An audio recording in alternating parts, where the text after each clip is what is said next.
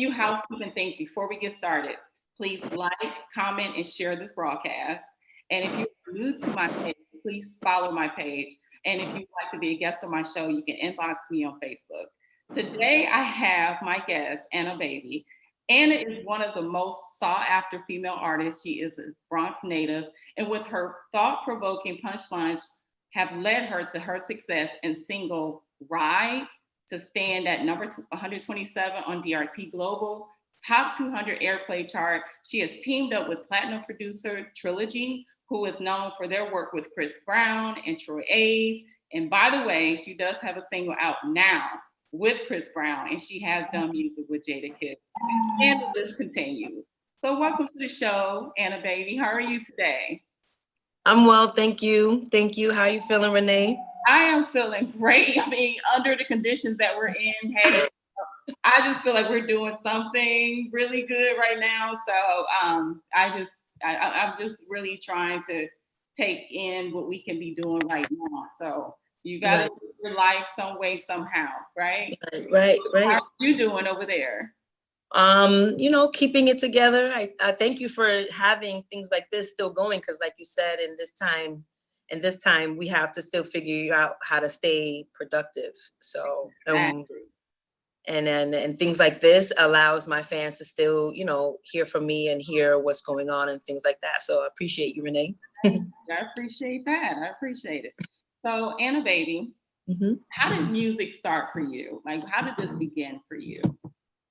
Well, I feel like I've been doing it all my life. My family is a very musical family. My mother had, all of us in musical schools and like performing schools and things like that.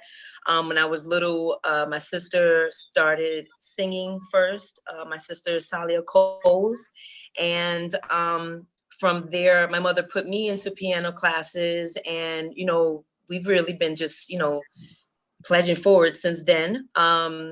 Again, my sister, I always call my sister like my first kind of like manager. She always like dressed me up, always took me to the studio, always took me around and just showed me like following in her footsteps.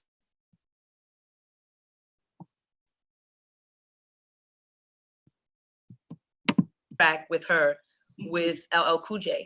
Oh, and wow. That was the first like check I got. Like that was cut to me. Okay, because I was going to actually get to that. So your sister, she's kind of been, someone to look up to, which is good because we always need, a sibling like that, especially when you're coming from, you're being a native of the Bronx and New York. Right. It's always nice to have someone that's kind of like, up a little bit before you, so that you can learn from them and kind of see like, okay, some inspiration, Right, exactly. Especially coming, in New York, I'm sure every hood is the same, but in my hood and in my experience in the, coming from the Bronx, where I came from Harlem first, and being raised there, the city is gritty, and it's just a lot of things that are going on that you need, like you said, your siblings or somebody older than you to like kind of mentor you and usher you through and things like that. So my sister was always that for me, even to this day. She showed me the ins and outs. And then from there, I got signed to Banger Production, affiliates to Coke Boys. And that's when, with French Montana. And that's when my first single dropped with Jadakiss on it called TURNT UP. You can get that on YouTube or look at it on YouTube right now. It's out. And then how many views that you actually got from that video? Like you blew up with that. Yeah, I did. We put the song out first on Worldstar, and I got 6 million views on Worldstar. And then from there on YouTube, I have like about 10,000 views right now, but there's a lot of different videos that people kind of like split off. So altogether, I don't know how many views I have. I also have a song with Fred the Godson. So it was a couple of things that were happening at that time that were like, putting me out there. I was on Black Ink with, Caesar and Walter and Sky and them, having just a good old time in New York, just, doing what we do. In New York, right? I mean, especially with your career and if you're out, networking and you're doing your thing, because I know you have to do like a massive amount of work in order to Yeah. be seen and known. And Yeah. your level, so it's more so of independency that you kind of started this whole thing. I mean, Yeah. we're teaching you and you Yeah. on your Yeah, journey. I would say so. I don't know. I'm a big feminist. So I'm really, really big into, women empowerment and just individuality and being independent. So Okay. wherever I can find a way to be independent and have, some sort of control, I guess, Absolutely. I want to hold on to that, especially in this industry. What I've learned is that the more that you know about the business, the better you are preparing yourself as an artist. A lot of times, you'll see major artists that are signed to major record labels, and they give you all this advancement and all of this money and all of these things in the beginning, but that's like a loan. So as soon as your songs drops or whatever the case may be, all of the royalties and all of the money that's supposed to come back to you goes automatically back to them. And that's why a lot of artists who are major artists are broke and they have no money. So I didn't really want to go on that route. I felt like as much equity and ownership that I could hold on to was the best thing for me. Yeah. And it's easy to do it that way now, since we have the internet and social media and everything like that, to kind of carve your own path in that way. Right. You have more control. Right. Which brings me to present date. After leaving the Coke Boys, and I was really like, I'm done. I'm not doing this anymore. I'm finished. And like an angel in the sky, my friend Carter, well, he's like a dear angel to me now. Carter, the CEO of Megatron Music Group, along with co-management with Rock House Productions. A lot of, people independently putting their labels out. Like you said, nowadays it's so much easier to endorse your own label and have things being, pushed out with your own resources. So that way, when it comes back, when you get those royalties back, everything stays, within the family. And I'm really big on family. So I like having that close-knit nucleus. Yeah. So what was the difference between if you can say, what was the difference between the last record label and the one that you're with now, that made you change? Well, between then and now, I was younger. I felt, how could you say? I mean, I don't think it was anything specifically with the label. I mean, they wanted more control. I get, whereas now with Megatron, where I love about being with Megatron is that I get a lot of creative control. Carter entrusts me as an artist, where I don't feel that I got that before. I'm a writer, so a lot of it is about really hunking down and being able to create and put my hands in the mud and really, get in there and really do what I want to do as an artist. Like I like being in the studio 10 hours and doing, what I have to do besides, doing photo shoots and going out and being glamorous. Like, that's the irony. A lot of people think that being glammed up and all, getting all Beyonce like is the fun part, but that's the hard part. Like, I hate it when the cameras are on me and it's hot and they're like, please don't move and don't do this and don't do that. Like, it's so that's harder for you. So you feel uncomfortable when someone's trying to control and restrict you. And that doesn't work for me. That doesn't work for me. So I'm like, I like to be free. I like to be just, in my zone and just like, lights low in the studio, just writing track after track and just coming up with vibes and seeing what lands, what hits, what works, we'll do things like that. How would you define your style? My style is bold. I'm very bold in my music because I feel I'm more of an introvert as a person. So, a lot of the times, like in my real life, I believe in the creative mind your own business and you will get along just fine. But as a musician, I believe in the power of music. So that is the time to give the expression of what's happening around you in that day, in that moment. And a lot of times, a lot of the things that you're suffering through, there's so many people who can relate to that. So things that I wouldn't normally say, like as myself, or I don't know, as Anna, like myself, I wouldn't say just, but if you give me a mic, I may say something that may make you cringe because it's like, that's the truth. That's where it's coming out. And if there's any place to put the truth, it's in the music. Music never lies to you. Music never lies. I love it. Absolutely love it. So, Yeah. So let's really talk about like sort of your way in, you know, because there's more to the story sometimes than we let out. And I really want people to understand like how this all developed for you, how this all got created for you. And I know you talked about some of that, which is really, you know, relevant. But like when we talk about opportunities and being able to come out with some of the best people like LL Cool J, like you mentioned, and Jadakiss, and then Chris Brown. Like, what kind of things have you done to hone your skills? Like, what were the kind of things that you were doing to develop your style? My style. Yeah. A lot of writing, even when you don't want to, a lot of writing, like you have to write. That's something that I think any artist in any industry, you have to really get into your craft.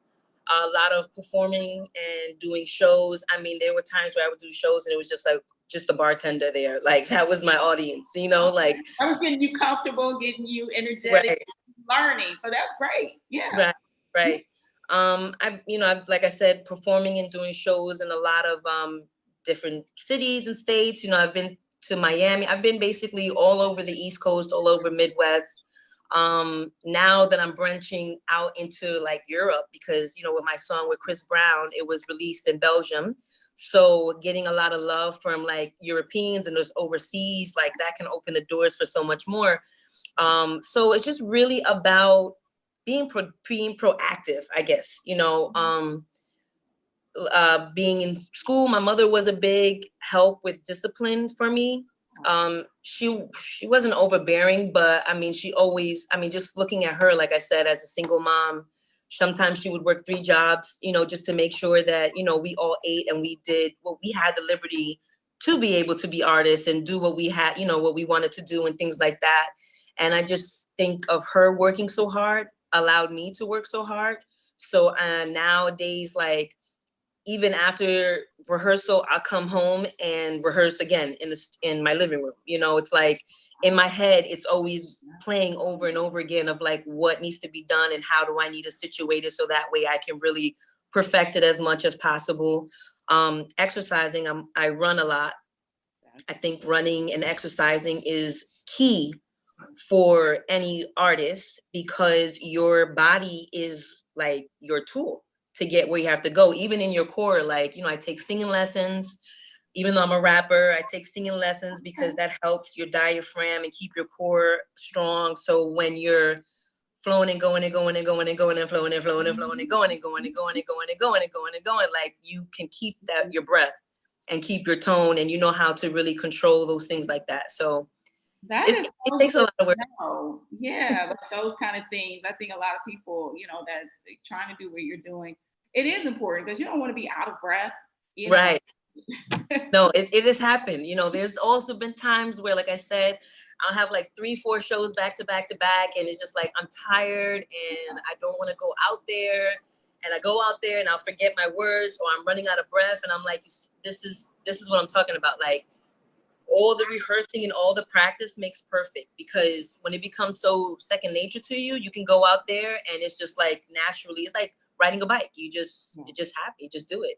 So all of that developing has really, I feel, has really seasoned me and put me together. And then like, my name is Baby. I've been doing this since a baby, literally, you know, watching my mother, watching my sister, watching my brother. Okay, and that's where the name came from, Anna Baby? Right, yeah, I'm the baby of the family. Wow, I love it. That was a unique way to, you know, name yourself. Like I'm Anna Baby. You know, and I love how you say it too. It's just when I watch your Instagram stories and all of that. The funny story about that, when I first came out, I wanted to have like this big, like bold name. I wanted to call myself Phoenix. I thought that, you know, I've been through the ashes and I want to rise from the ashes. And I wanted this whole dramatic name, you know, in the lights and cameras and action. And then somebody stole my name. This girl that, you know, we used to have writing groups, and this, you know, female that I be associated myself with. Next thing you know, she's running around calling herself Phoenix. And I just couldn't believe it. I mean, I went begging on her door, knock, knock, knock, knock, knock. I'm fighting you for my name. I can't believe this. How did you do this to me? Blase. Lesson. And yeah, it was, because after everything was said and done, after the fights were done, blood was drawn, I was like, how am I going to keep people from stealing my name? Like, I can't go and fight everybody. So that's when it became, well, just use your own name. They can't steal your name, you know? So that's how it came about. Yeah, those people help you too, you know, to be able to protect you, so that way you won't fall into many of those things. Right. And I'm feisty, so it's like I gotta do whatever I can to not use my hands. You know what I'm saying? Yeah, because we're like grown people now today, so we can't be, you know. But no, that's good that you try to remain, you know, in your space, your lane, and do you, you know, instead of trying to cause all kinds of mishaps for no reason. So how did you end up working with Chris Brown? So with Megatron Music Group, shout out Carter, Brandon Carter. When we solidified everything and we started putting, you know, mixtapes together, EPs together, like, you know, we have so many songs, and he reached out to Chris Brown's team, and then they sent a track over. I listened to the track, and first of all, I was like, I don't care if Chris Brown farts on this track. I am going to. You're going to do it. I'm going to work with this anyway. Like, Chris Brown is like, you know, Michael Jackson of today, I think, in my views of what, you know, what he has contributed as an artist. And I mean, I was honored to have a song with him, you know. So we put the song together, we got the clearances done, we got all the paperwork done and things like that. And like I said, it was better for us to release it in Europe first and just see how it goes, which it went to #1 on iTunes. So now we're putting the paperwork together to bring it back to the States, so, you know, we can share it with the States. Awesome. Congratulations. Thank you. Thank you. Yeah, like that would be like cause for celebration for real. Like, yeah, I've been on a cloud nine. I really have. Absolutely. I really have. Yeah, with all your work that you've done, you deserve it, girl. Thank you, baby. Yeah. So what kind of like struggles and challenges have you faced individually in this industry?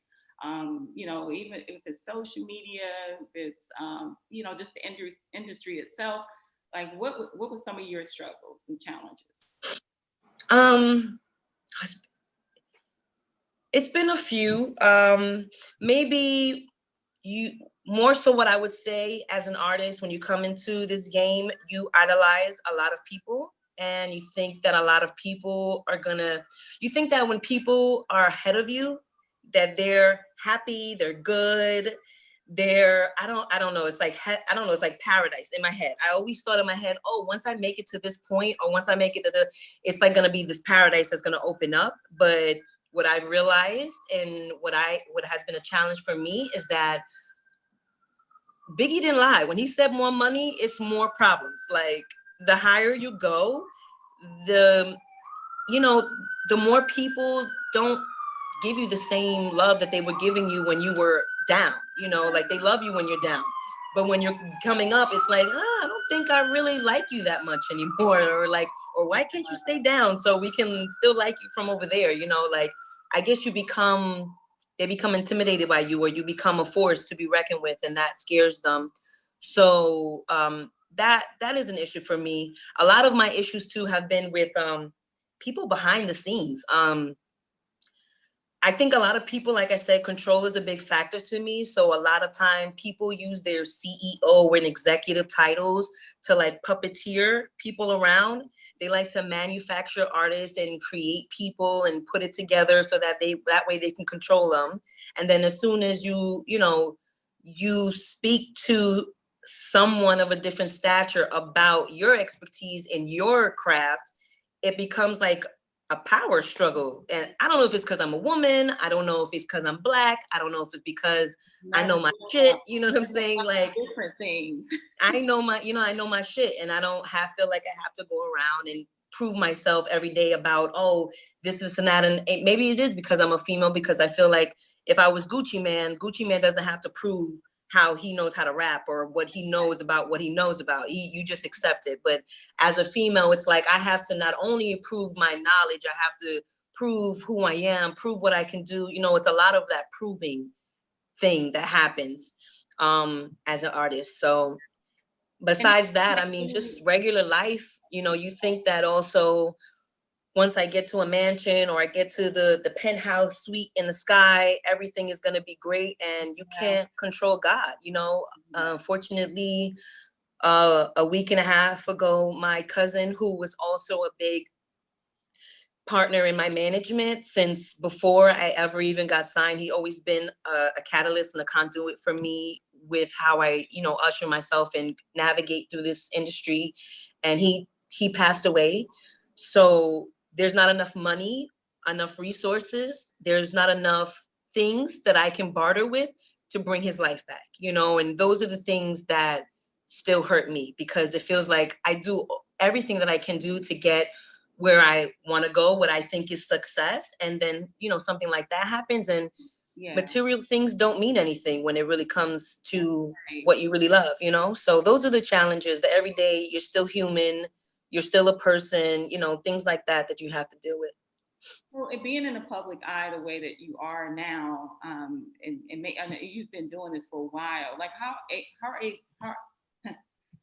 are you able to contain your not only your emotional stability, but just trying to protect yourself from the outward forces that may try to come in that is deceiving? Like what ways do you you know, try to... Well, child, I don't know. I'm still looking for the book on how to do that, girl, because I guess my biggest thing is just like no new friends. That's how I feel. Like no new friends. Oh no new friends. I'll be quick to tell somebody who sent you in a heartbeat. Like who sent you?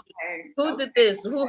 You know, I like to give out passwords. I'm dead serious. I like to give out passwords to people. Like, listen, if you don't know this word, if you don't know that, then they can't let you in because we don't know you like that. I'm sorry. Like, that's how I am, because I have to. I don't want you to go too much into it, but I mean, it is a question that, you know, is really serious when you're out in public.